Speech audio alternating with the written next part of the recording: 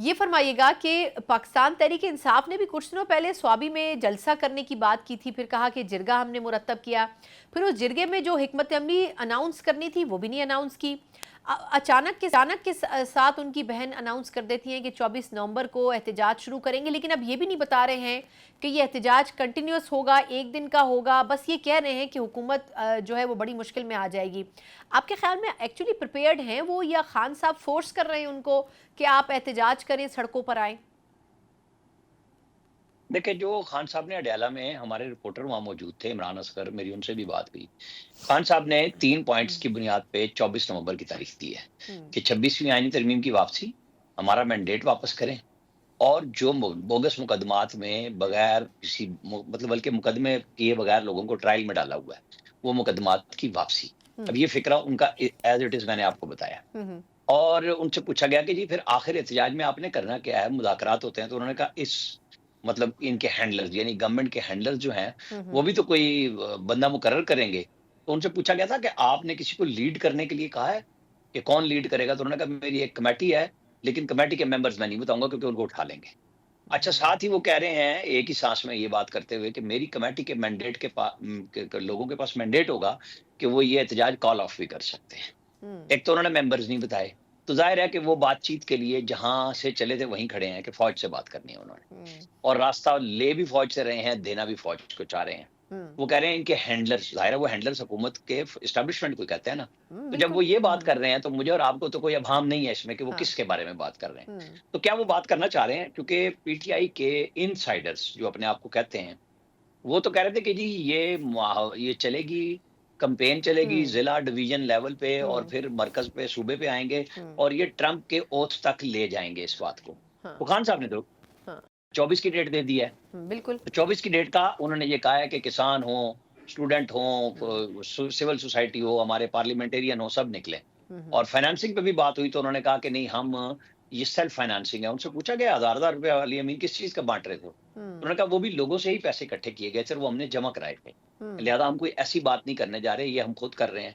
तो ये मतलब एक आपने अभी ज़िक्र किया अपने इब्तिदाइये में भी हम्म। कि खान साहब को 190 मिलियन पाउंड का भी केस नज़र आ हाँ। रहा है। हाँ, मैं वो भी तो जानना चाह ज़ाहिर है रही हूँ कि उसमें वो आपके ख्याल में उसकी इल्तवा वजह से थोड़ी सी खामोशी इख्तियार की हुई है कि अगर बेहतर फैसला आ गया तो खामोश रहेंगे, और अगर नहीं आया तो फिर मजीद शोर करेंगे, ऐसा कुछ भी सोच रहे हैं वो? नहीं, नहीं, देखें ये वो केस है जिसमें कुछ 37 दफ़ा जो आखिरी बंदे पे जिरह थी ना, हम्म। वो 37वीं दफ़ा पे मुकम्मल हुई।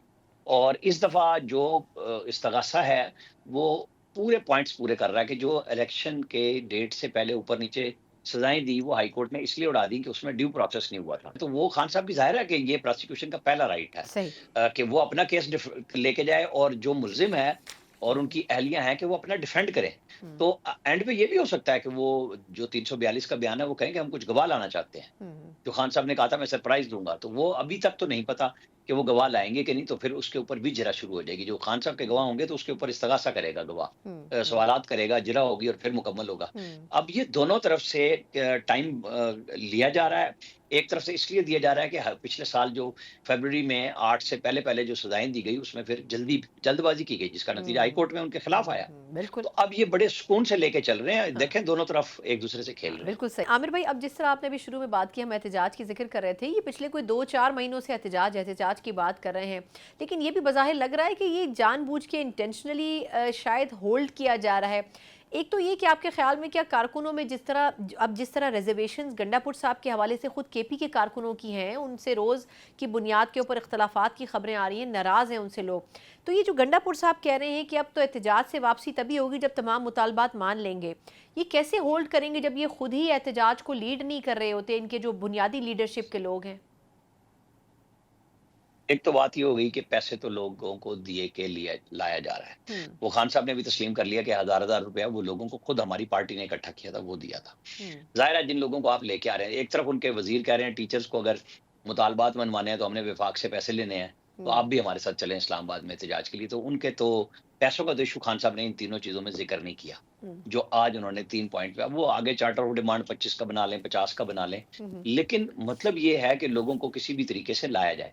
सही। जमहूरियत बेहतरीन हो तो एहतजाज का भी राइट है, हम्म। लेकिन इनके साथ 9 मई का केस लगा हुआ है, जो अभी तक खत्म नहीं हुआ। हम्म। और ये जब 25 मई को आए थे तब भी घेराव जलाओ हुआ था, उसका केस भी सुप्रीम कोर्ट में अभी तक इन पे तौहीन अदालत का पेंडिंग पड़ा हुआ है, वो लगा नहीं है। हम्म, तो पीटीआई बेशक लाख दफा कहे कि जी हम बड़ा पुरअमन एहतजाज करते हैं, लेकिन हम्म, इनका माजी इस बात का गवाह है कि हंगामे होते हैं।